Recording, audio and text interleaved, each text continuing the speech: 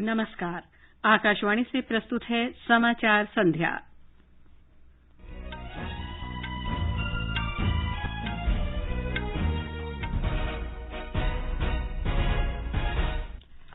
रक्षा मंत्री ने छावनी क्षेत्रों में केंद्र द्वारा प्रायोजित योजनाओं के कार्यान्वयन का आह्वान किया। राष्ट्रीय अन्वेषण अभिकरण एनआईए ने पुलवामा आतंकवादी हमले में आरोप पत्र दाखिल किया। वित्त मंत्री ने कहा, कोविड-19 से उत्पन्न स्थिति ने देश में सरकार, विनियामक संस्थाओं और उद्योगों के बीच उत्कृष्ट सहयोग का अनोखा अवसर प्रदान किया।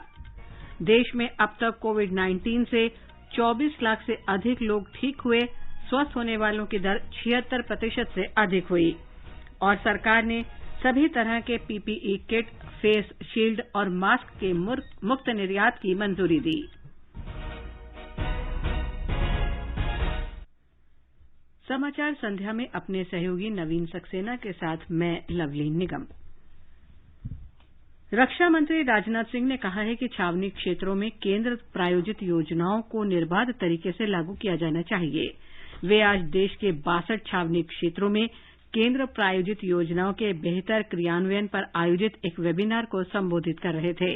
आयुष्मान भारत, प्रधानमंत्री आवास योजना, स्मार्ट शहर मिशन और स्कूली बच्चों के लिए मध्याह्न भोजन योजना का उल्लेख करते हुए श्री सिंह ने कहा कि छावनी क्षेत्रों में इन योजनाओं को लागू करने में किसी तरह कमी नहीं होनी चाहिए। उन्होंने रक्षा मंत्रालय की ओर से शुरू की गई आत्मनिर्भर पहलों के संदर्भ में रक्षा उपकरणों के आयात में की गई कटौती का विशेष रूप से जिक्र किया। रक्षा मंत्री ने इस अवसर पर छावनी कोविड योद्धा संरक्षण योजना के नाम से सामूहिक बीमा योजना का शुभारंभ किया। बीमा योजना के तहत 62 छावनी बोर्ड क्षेत्र में रहने वाले 10,000 से ज्यादा कर्मचारियों में से प्रत्येक को किसी भी जानलेवा आपदा की स्थिति में 5 लाख रुपए की बीमा सुरक्षा दी जाएगी। बीमा योजना का लाभ स्थायी और अनुबंधित कर्मचारियों के साथ ही डॉक्टरों और अर्ध चिकित्सा कर्मियों तथा सफाई कर्मियों को भी मिलेगा। राष्ट्रीय अन्वेषण अभिकरण एनआईए ने फरवरी 2019 के पुलवामा हमले के मामले में आज 19 लोगों के खिलाफ आरोप पत्र दाखिल किया। इन लोगों पर पाकिस्तान के इशारे पर हमला कराए जाने का आरोप है। 13,500 पन्नों वाली चार्जशीट आज एनआईए की जम्मू स्थित विशेष अदालत में दायर की गई। इसमें जैश-ए-मोहम्मद के सरगना मौलाना मसूद अजहर, उसके भाई अब्दुल रऊफ असगर, अमर अलवी और भतीजे उमर फारूक का नाम शामिल है। हमले को अंजाम देने वाले आत्मघाती हमलावर आदिल डार को पनाह देने और उसका आखिरी वीडियो बनाए जाने के जुर्म में पुलवामा से गिरफ्तार किए गए लोगों के नाम भी आरोप पत्र में शामिल किए गए हैं। आदिल डार ने दक्षिणी कश्मीर में लेथपुरा के पास केंद्रीय रिजर्व पुलिस बल के काफिले पर 200 किलोग्राम विस्फोटकों से लदी एक कार टकराई थी। एनआईए ने वीडियो सबूतों और गिरफ्तार आतंकवादियों तथा उनके साथियों के बयान के आधार पर पुलवामा हमले का पर्दाफाश किया। हमले के सिलसिले में एनआईए अब तक 7 लोगों को गिरफ्तार कर चुकी है। केंद्रीय सड़क परिवहन और राजमार्ग तथा सूक्ष्म लघु और मध्यम उद्यम मंत्री नितिन गडकरी ने कहा है कि वो देश के प्रत्येक जिले में चालक प्रशिक्षण स्कूल खोलने के इच्छुक हैं। श्री गडकरी ने आज मध्य प्रदेश में एक वर्चुअल कार्यक्रम में 45 राजमार्ग परियोजनाओं का उद्घाटन करते हुए ये बात कही। आज जो शिलान्यास हुआ उसमें ननासा से बैतूल, इसमें ननासा से पीनगांव 867 करोड़ रुपए का प्रोजेक्ट है, 47 किलोमीटर। फिर हरदा से 10 करोड़ 30 किलोमीटर और चिचोली से बैतूल 620 करोड़ का 40 किलोमीटर। तो ये जो प्रोजेक्ट है इसमें ननासा, पीड़गांव, हरदा, चिचोली, बैतूल तक 2,420 करोड़ की लागत से 117 किलोमीटर का 4 लेन मार्ग बनाया जाएगा। इसके साथ साथ 270 किलोमीटर लंबा मार्ग जो इंदौर, हरदा, बैतूल आर्थिक कॉरिडोर का हिस्सा है, जिसका काम दिसंबर 2022 तक पूरा करने का लक्ष्य है। इस मार्ग को पूरा करने से इंदौर से नागपुर तक सीधी कनेक्टिविटी हो जाएगी। मुख्यमंत्री शिवराज चौहान ने कार्यक्रम की अध्यक्षता की। इन परियोजनाओं में 1,361 किलोमीटर लंबी सड़क, 2 ओवरब्रिज और 6 पुलों का निर्माण शामिल है। इन पर 11,427 करोड़ रुपए की लागत आएगी। हमारे संवाददाता ने बताया है कि श्री गडकरी ने मध्य प्रदेश के लिए 7,000 करोड़ रुपए लागत की सड़क परियोजनाओं की भी घोषणा की। सड़क दुर्घटनाओं का उल्लेख करते हुए श्री गडकरी ने कहा कि हमारे देश में हर साल 5 लाख सड़क दुर्घटनाएं होती हैं और उनमें 1.5 लाख लोग मारे जाते हैं। इनमें सबसे ज्यादा संख्या 18 से 24 वर्ष की आयु समूह के लोगों की है। उन्होंने कहा कि हर जिले में ड्राइविंग स्कूल खोलने से न केवल दुर्घटनाओं पर रोक लगेगी, बल्कि प्रधानमंत्री की इच्छा के अनुरूप युवाओं में कौशल का विकास होगा और आत्मनिर्भर भारत का सपना भी पूरा होगा। आज इन परियोजनाओं के शिलान्यास और उद्घाटन से मध्य प्रदेश में पर्यटन और रोजगार के अवसर बढ़ेंगे, साथ ही पिछड़े क्षेत्रों सहित पूरे प्रदेश के विकास को और गति मिलेगी। इस अवसर पर मुख्यमंत्री शिवराज सिंह चौहान ने कहा कि ये सड़कें मध्य प्रदेश के विकास का मार्ग प्रशस्त करेंगी और इनसे प्रदेश और राज्य के आसपास बेहतर संपर्क, सुविधा और आर्थिक विकास में वृद्धि होगी। संजीव शर्मा, आकाशवाणी समाचार, भोपाल। जहाजरानी मंत्रालय ने देश के बंदरगाहों में जहाजों में तैनात चालक दल के 1 लाख से ज्यादा सदस्यों की ड्यूटी पर अदला बदली के लिए चार्टर्ड उड़ानों की व्यवस्था की है। मंत्रालय के अनुसार कोरोना महामारी से सबसे ज्यादा प्रभावित क्षेत्रों में से समुद्री परिवहन भी एक है। जहाजरानी मंत्री मनसुख मांडविया ने जहाजरानी महानिदेशक को निर्देश दिया है कि वो चालक दल के सदस्यों की शिकायतों का निपटारा करने के लिए एक ठोस प्रणाली विकसित करें। उन्होंने कहा कि यह सुनिश्चित होना चाहिए कि मौजूदा कठिन दौर में चालक दल के सदस्य अपनी किसी भी परेशानी को लेकर सीधे मंत्रालय से संपर्क कर सकें। जहाजरानी महानिदेशक अमित कुमार ने कहा कि कोरोना महामारी के दौर में समुद्री परिवहन को जारी रखने के लिए कई तरह की पहल की गई हैं। इसमें समुद्री यात्रा के दौरान आवश्यक प्रमाण पत्रों की अवधि बढ़ाया जाना तथा ई पास जैसी सुविधा शामिल हैं। वित्त मंत्री निर्मला सीतारामन ने कहा है कि कोविड-19 महामारी से उत्पन्न स्थिति ने देश में सरकार, विनियामक संस्थाओं और उद्योगों के बीच उत्कृष्ट सहयोग स्थापित करने का अनोखा अवसर प्रदान किया है। भारतीय उद्योग परिसंघ सीआईआई द्वारा आयोजित वर्चुअल समारोह में उद्योगपतियों और कारोबारियों को संबोधित करते हुए उन्होंने इस बात पर जोर दिया कि कोविड-19 से निपटने के लिए सरकार ने जो भी घोषणाएं की, उनमें ढांचागत सुधार का तत्व भी शामिल है। श्रीमती सीतारामन ने कहा कि उद्योगों के सराकरों को समझने के लिए सरकार उनके साथ संपर्क बनाए हुए है। सरकार द्वारा स्वीकृत विनिवेश प्रस्ताव योजना पर तेजी से अमल की आवश्यकता पर बल देते हुए वित्त मंत्री ने कहा कि सरकार देश में बैंकों को पर्याप्त समर्थन सुनिश्चित करने के लिए भारतीय रिजर्व बैंक के साथ मिलकर काम कर रही है। उन्होंने कहा कि पर्यटन, रियल एस्टेट, आतिथ्य और एयरलाइंस जैसे कुछ क्षेत्रों पर महामारी का बहुत ज्यादा असर पड़ा है। श्रीमती सीतारामन ने बताया कि हालत सुधरने के लिए कदम उठाए गए हैं और आतिथ्य उद्योग बहुत जल्द मंदी के दौर से उबर जाएगा। उन्होंने कहा कि देश में वस्तुओं और यात्रियों के निर्बाध आवागमन पर सरकार जिस तरह से जोर दे रही है, उससे अर्थव्यवस्था बहुत जल्द पटरी पर आ जाएगी। वाणिज्य मंत्रालय ने पीपीई किट और मास्क के लिए अपनी निर्यात नीति में संशोधन किया है। नई नीति के तहत पीपीई, फेस शील्ड और मास्क के देश से निर्यात की अनुमति दे दी गई है। N95 तथा FFP2 और मेडिकल गॉगल्स के निर्यात की सीमा निर्धारित की गई है। मेडिकल गॉगल्स के निर्यात के लिए प्रति माह 20 लाख यूनिट और N95 तथा FFP2 मास्क के निर्यात के लिए 50 लाख यूनिट की सीमा तय की गई है। ये समाचार हमारी वेबसाइट newsonair.com हिंदी और हमारे mobile app news on AIR पर भी उपलब्ध हैं। सामान पैक कर दिया है, अपना ख्याल रखिएगा। और आप यहाँ परिवार का, माँ को अस्पताल लेके जाना है। और पैसे? अरे मैं ही तो जा रहा हूँ शहर। माँ का आयुष्मान भारत कार्ड तो यहीं छोड़े जा रहा हूँ ना। तो इससे यहाँ भी मुफ्त इलाज मिलेगा? यही तो खूबी है इस योजना की। मन की बात में प्रधानमंत्री जी ने भी तो बताया था। लो तुम भी सुन लो। आयुष्मान भारत योजना के साथ एक बहुत बड़ी विशेषता पोर्टेबिलिटी की सुविधा भी है। पोर्टेबिलिटी ने देश को एकता के रंग में रंगने में भी मदद की है। यानी बिहार का कोई गरीब अगर चाहे तो उसे कर्नाटका में भी वही सुविधा मिलेगी जो उसे अपने राज्य में मिलती है। भारत सरकार की आयुष्मान भारत पीएम जय योजना दे रही है देश के 50 करोड़ से अधिक लोगों को प्रति वर्ष रुपए 5 लाख तक का मुफ्त इलाज। योजना के तहत लाभार्थियों के लिए कोविड-19 की जांच और इलाज मुफ्त है। 14555 पर कॉल कर योजना में अपना नाम जानिए और ई कार्ड बनवाने के लिए नजदीकी सीएससी केंद्र या सूचीबद्ध सरकारी या प्राइवेट अस्पताल जाएं। आयुष्मान भारत की छांव, शहर हो या गांव। लो राधा, बारिश से बचने के लिए छाता तो मैं ले आई। डेंगू और चिकनगुनिया से बचने का उपाय वो कौन करेगा? ये तो किसी ने बताया ही नहीं। मैं बताती हूँ। पानी से भरी टंकियों और बर्तनों को अच्छी तरह ढक कर रखें। हर सप्ताह कूलर को खाली करके सुखाकर दोबारा भरें। घर व आसपास टूटे बर्तन, डिब्बे, टायर इत्यादि में पानी जमा न होने दें। मच्छरों के काटने से बचने के लिए कॉइल, क्रीम, मशीन आदि का प्रयोग करें। डेंगू के मच्छर दिन में काटते हैं, इसलिए पूरे शरीर को ढकने वाले कपड़े पहने। बुखार हो तो डॉक्टर की सलाह ले। समझ गयी? हाँ समझ गयी, और अब दूसरों को भी बताऊंगी। ये कुछ आसान उपाय अपनाएं, डेंगू चिकनगुनिया को दूर भगाएं। स्वास्थ्य एवं परिवार कल्याण मंत्रालय, भारत सरकार द्वारा जनहित में जारी। समाचार संध्या में आपका फिर स्वागत है। आगे बढ़ने से पहले मुख्य समाचारों पर एक नजर। रक्षा मंत्री ने छावनी क्षेत्रों में केंद्र द्वारा प्रायोजित योजनाओं के कार्यान्वयन का आह्वान किया। राष्ट्रीय अन्वेषण अभिकरण एनआईए ने पुलवामा आतंकवादी हमले में आरोप पत्र दाखिल किया। वित्त मंत्री ने कहा, कोविड-19 से उत्पन्न स्थिति ने देश में सरकार, विनियामक संस्थाओं और उद्योगों के बीच उत्कृष्ट सहयोग का अनोखा अवसर प्रदान किया।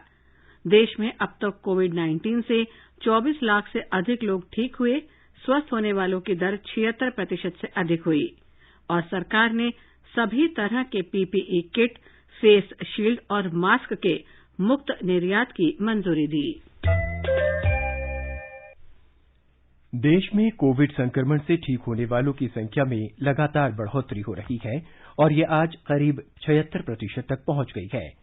नई दिल्ली में आज केंद्रीय स्वास्थ्य सचिव राजेश भूषण ने बताया कि लगातार किए जा रहे प्रयासों से देश भर में 24 लाख से अधिक लोग इस महामारी के संक्रमण से मुक्त हो चुके हैं। जो रिकवर्ड पेशेंट्स हैं, मरीज हैं, उनकी संख्या 24 लाख से ज्यादा हो गई है और वो आज की तिथि में जो एक्टिव केसेस हैं उनके 3 गुना से भी ज्यादा हैं, लगभग 3.5 गुना है, 3.4 times of active cases. Recovery rate इस समय 75% से अधिक हो गया है। इसकी वजह से जो एक्टिव केस हैं वो कुल केसेस के मात्र 22% रह गए हैं। पिछले 24 घंटों में देश भर में 66,000 से अधिक रोगी कोविड से ठीक हुए हैं। देश में कोरोना के कुल रोगियों में से केवल 0.29% वेंटिलेटर पर और 2% आईसीयू में हैं। एक रिपोर्ट।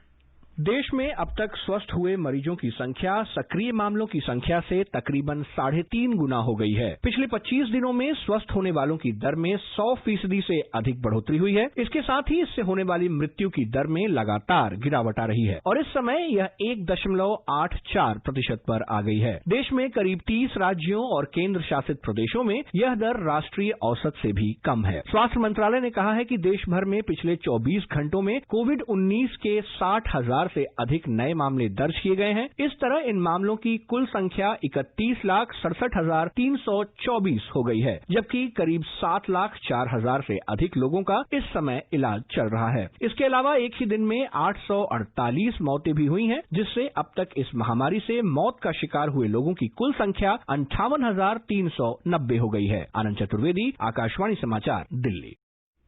भारत की कोविड-19 के नमूनों की जांच क्षमता लगातार बढ़ रही है। पिछले 24 घंटों के दौरान 9,25,000 से अधिक नमूनों की जांच की गई। अब तक कुल 3,68,27,520 नमूनों की जांच की जा चुकी है। जांच किए जाने वाले नमूनों की संख्या में बढ़ोतरी के बावजूद संक्रमण की पुष्टि वाले लोगों की संख्या लगातार कम हो रही है। इनकी साप्ताहिक औसत दर लगभग 8% बनी हुई है। भारतीय आयुर्विज्ञान अनुसंधान परिषद आईसीएमआर के महानिदेशक बलराम भार्गव ने बताया कि टेस्ट, ट्रैक एंड ट्रीट रणनीति का कड़ाई से पालन कर महत्वपूर्ण उपलब्धि हासिल की गई है। उन्होंने बताया कि जांच के जरिए संक्रमण का जल्दी पता लगाकर निगरानी रखकर संक्रमणग्रस्त व्यक्ति के संपर्क में आने वालों का पता लगाकर और समय पर तथा उचित क्लिनिकल उपचार से यह सुनिश्चित किया गया है कि वेंटिलेटर की आवश्यकता कम से कम रोगियों को पड़े। श्री भार्गव ने बताया कि जांच किट देश में बनाने से एक आरटीपीसीआर जांच की लागत लगभग 2,000 रुपये से कम होकर करीब 300 रुपये पर आ गई है। In March, the RT-PCR extraction kit was costing about 1,150 rupees, with the VTM and the RNA extraction kit costing 320 rupees each. So if you add 1,200 plus 600 or 700, so it would be about 2,000 rupees, just the kits at that point in time. And this has come crashing down over the few months with indigenous kits being available. And once the indigenous kits are available, the international kits also reduce their costs to match them. And at this moment, the RT-PCR kit is available for 138 rupees, and the VTM as well as the RNA extraction kits are available for 90 rupees each. विश्व स्वास्थ्य संगठन ने आगाह किया है कि Covid से स्वस्थ हुए लोगों के रक्त प्लाज्मा को अन्य मरीजों के उपचार के लिए इस्तेमाल करने पर अब भी प्रायोगिक थेरेपी के रूप में विचार किया जा रहा है। स्वास्थ्य संगठन ने कहा है कि प्रारंभिक अध्ययन के पूरे परिणाम अभी नहीं आए हैं। पंजाब विधानसभा के 28 अगस्त से शुरू होने वाले एक दिन के सत्र से पहले राज्य के उद्योग और वाणिज्य मंत्री सुंदर श्याम अरोड़ा को और पटियाला जिले के 2 विधायक कोरोना संक्रमित पाए गए। उन्होंने स्वयं को चंडीगढ़ स्थित सरकारी आवास में क्वारंटीन कर लिया है। एक ट्वीट में उन्होंने अपने संपर्क में आए लोगों से कोविड परीक्षण कराने की अपील की है। पुडुचेरी में एक ही दिन में पहली बार कोरोना वायरस से 571 नए मामले सामने आने की खबर है। केंद्र शासित प्रदेश स्वास्थ्य विभाग के अनुसार कुल मामलों में से 529 पुडुचेरी, 36 कराईकल और 6 मामले यानम क्षेत्र से हैं। इनमें से 331 के स्वस्थ होने के बाद छुट्टी दे दी गई है, जबकि 8 की मृत्यु हो गई है। इस समय 1907 लोगों का विभिन्न अस्पतालों में इलाज चल रहा है और कोरोना पॉजिटिव 2074 लोग घर पर आइसोलेशन पर हैं। असम में अब तक कोविड के 20 लाख परीक्षण किए गए। राज्य के स्वास्थ्य मंत्री हेमंता बिस्वा शर्मा ने बताया कि राज्य में फरवरी में खोली गई पहली प्रयोगशाला खोलने के बाद अब 17 प्रयोगशालाएं कार्यरत हैं। कल की रिपोर्ट के अनुसार राज्य में 19,274 सक्रिय मामले हैं, जबकि 73,000 से अधिक रोगियों को स्वस्थ होने के बाद छुट्टी दे दी गई। केंद्र शासित प्रदेश जम्मू कश्मीर में राज्य स्वास्थ्य सोसाइटी राष्ट्रीय स्वास्थ्य मिशन ने बांदीपोरा जिले में कोविड-19 के खिलाफ लड़ाई में अपनी जान गंवाने वाले कोविड योद्धा डॉक्टर सबीर मलिक के आश्रितों को 10 लाख रुपए की अनुग्रह राशि देने की स्वीकृति दी है। राष्ट्रीय स्वास्थ्य मिशन एनएचएम के निदेशक भूपेंद्र कुमार ने बताया कि केंद्र शासित प्रदेश में राष्ट्रीय स्वास्थ्य मिशन शुरू किए जाने के बाद से पहली बार सरकार ने एनएचएम के तहत काम करने वाले कर्मचारियों के लिए सामाजिक सुरक्षा लाभों की मंजूरी दी है। उन्होंने ये भी कहा कि मृत्यु की स्थिति में अनुग्रह राशि दिए जाने के अलावा एनएचएम कर्मचारियों को चिकित्सा खर्च और विकलांगता के लिए भी वित्तीय सहायता प्रदान की जाएगी। यह अनुग्रह राशि कोविड-19 के खिलाफ लड़ रहे स्वास्थ्य कार्यकर्ताओं के लिए प्रधानमंत्री गरीब कल्याण पैकेज के तहत बीमा के अतिरिक्त होगी। ये समाचार हमारी वेबसाइट newzoneair.com/hindi और हमारे mobile app news on AIR पर भी उपलब्ध हैं।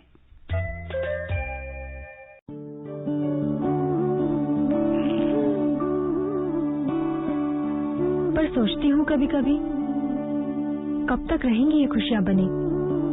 अगले बच्चे से पहले रखेंगे 3 साल का फासला, ताकि मुन्ने की हो सही देखरेख और तुम दोनों रहो सेहतमंद। महिलाओं के लिए सबसे असरदार लंबे समय वाले गर्भ निरोधक उपायों में से एक है आयुसीडी। इसे आप डिलीवरी के तुरंत बाद या फिर बाद में कभी भी अपना सकते हैं। सामान पैक कर दिया है, अपना ख्याल रखिएगा। और आप यहाँ परिवार का माँ को अस्पताल लेके जाना है। और पैसे? अरे मैं ही तो जा रहा हूँ शहर। माँ का आयुष्मान भारत कार्ड तो यहीं छोड़े जा रहा हूँ ना। तो इससे यहाँ भी मुफ्त इलाज मिलेगा? यही तो खूबी है इस योजना की। मन की बात में प्रधानमंत्री जी ने भी तो बताया था। लो तुम भी सुन लो। आयुष्मान भारत योजना के साथ एक बहुत बड़ी विशेषता पोर्टेबिलिटी की सुविधा भी है।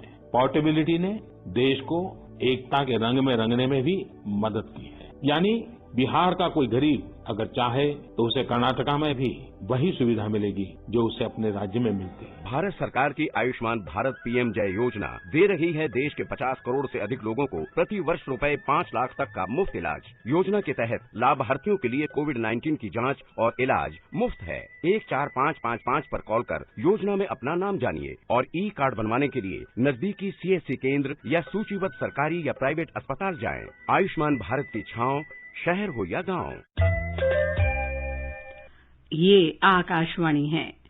गुजरात में इस वर्ष कोविड-19 महामारी के कारण गणेश उत्सव पर धूमधाम नहीं है। इस वर्ष गणेश उत्सव का मुख्य विषय है गणपति जल्द कोरोना वायरस को खत्म करेंगे। एक रिपोर्ट।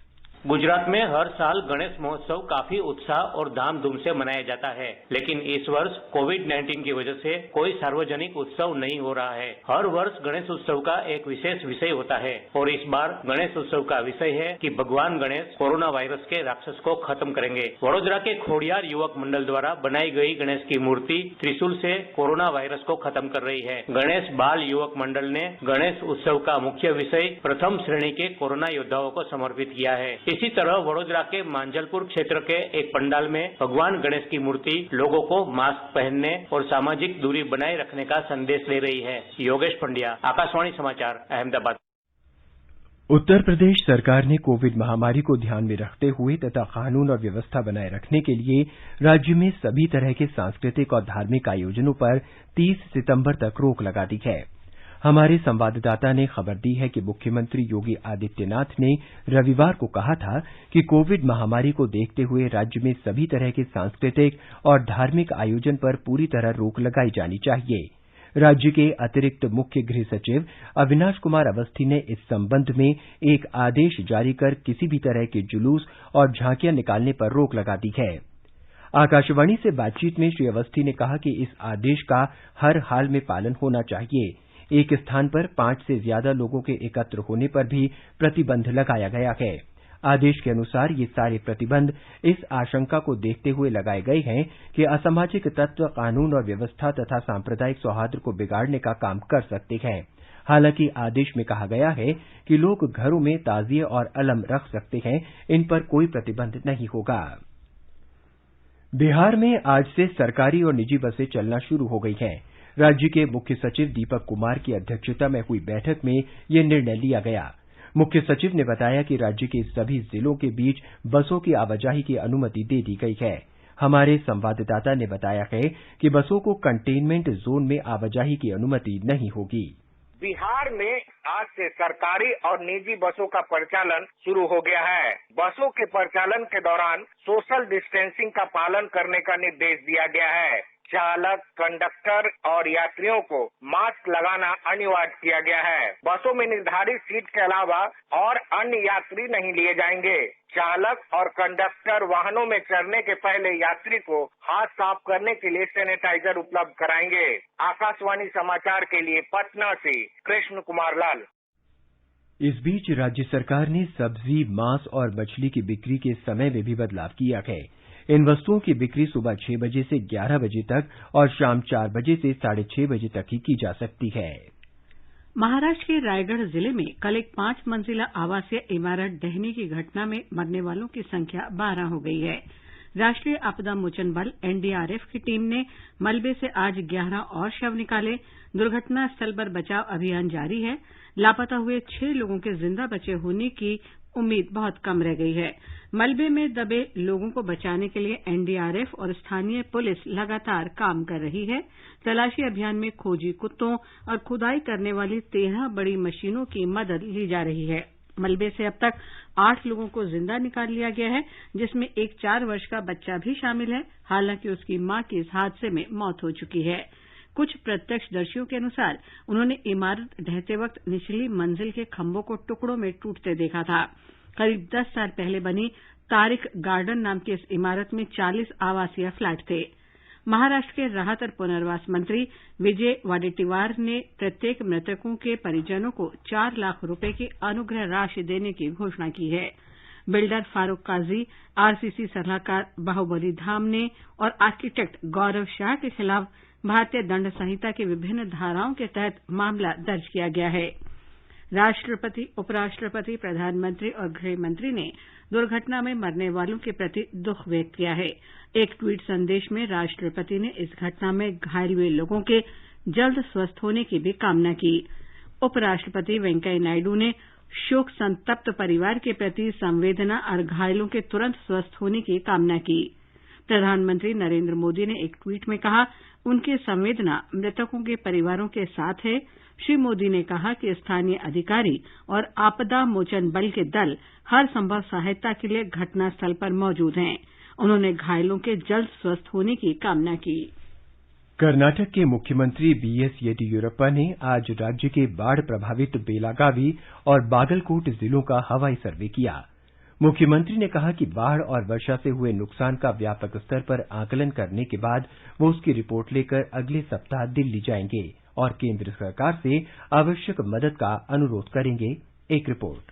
मुख्यमंत्री येडियुरप्पा ने कहा है कि वह बेलगावी, धारवाड़ और बागलकोटे में हुए बाढ़ के नुकसान की जानकारी पाकर बेंगलुरु में वरिष्ठ अधिकारियों की बैठक बुलाएंगे और अगले सप्ताह दिल्ली जाकर केंद्र सरकार से रिलीफ फंड की मांग करेंगे। उन्होंने कहा कि महाराष्ट्र से पानी छोड़े जाने की वजह से कृष्णा नदी के निचले प्रदेशों में पानी भर जाता है। इसके रोकथाम के लिए योग्य कदम उठाने के लिए अधिकारियों को योजना बनाने को आदेश दिया गया है। उन्होंने ये भी कहा कि कृष्णा नदी के तट पर स्थित गांवों को सुरक्षित जगहों पर ले जाने के लिए भी योजना बनाई जाएगी। सुधींद्र, आकाशवाणी समाचार, बेंगलुरु।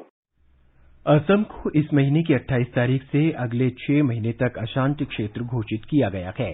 गुवाहाटी में जारी एक सरकारी विज्ञप्ति में कहा गया है कि ये फैसला सशस्त्र सेना विशेषाधिकार अधिनियम 1958 के तहत किया गया है। पिछले 6 महीनों में पूर्वोत्तर क्षेत्र में सुरक्षा बलों पर उग्रवादियों के हमले और असम में अवैध हथियारों की बरामदगी के मद्देनजर ये फैसला किया गया है। इस बीच खबर मिली है कि बैंक धोखाधड़ी से जुड़े भगोड़े नीरव मोदी के मामले में पंजाब नेशनल बैंक को 24 करोड़ 33 लाख रुपए की राशि की पहली किश्त प्राप्त हुई है। बैंक ने कंपनी मामलों के मंत्रालय को ये जानकारी दी है।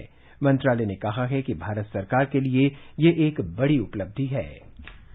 प्रधानमंत्री कार्यालय की ओर से हस्तक्षेप के बाद महाराष्ट्र के सिंधुदुर्ग जिले के दारिस्ते गांव की एक छात्रा स्वप्नाली सूतर के लिए ऑनलाइन लेक्चर के लिए इंटरनेट सुविधा का प्रबंध सुनिश्चित किया गया है। आकाशवाणी और दूरदर्शन की ओर से स्वप्नाली ने खबर चलाए जाने के बाद प्रधानमंत्री कार्यालय की ओर से इस बारे में संज्ञान लिया गया था। हमारे संवाददाता की रिपोर्ट।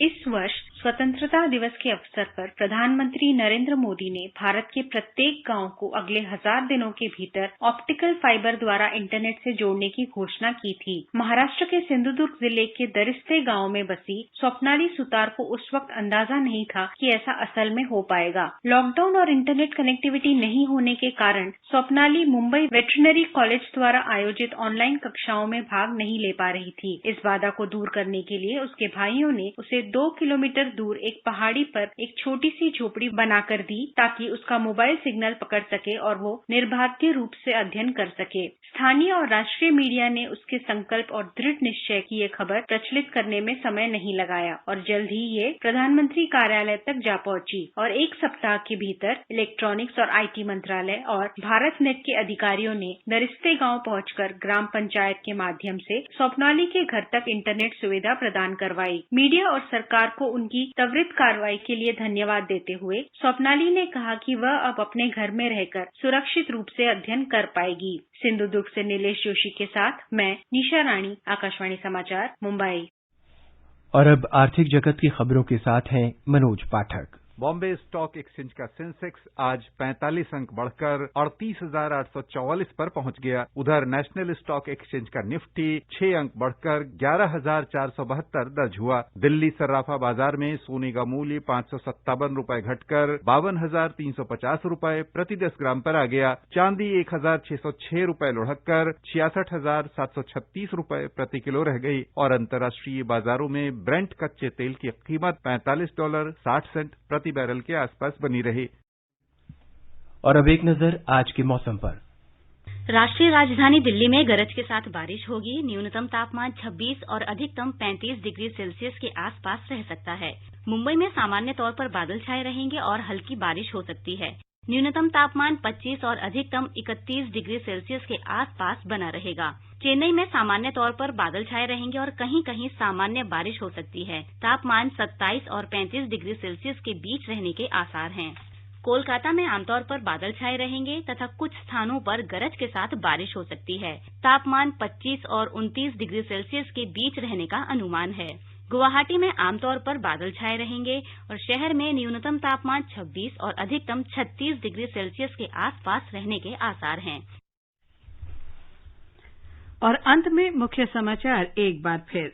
रक्षा मंत्री ने छावनी क्षेत्रों में केंद्र द्वारा प्रायोजित योजनाओं के कार्यान्वयन का आह्वान किया है। राष्ट्रीय अन्वेषण अभिकरण एनआईए ने पुलवामा आतंकवादी हमले में आरोप पत्र दाखिल किया।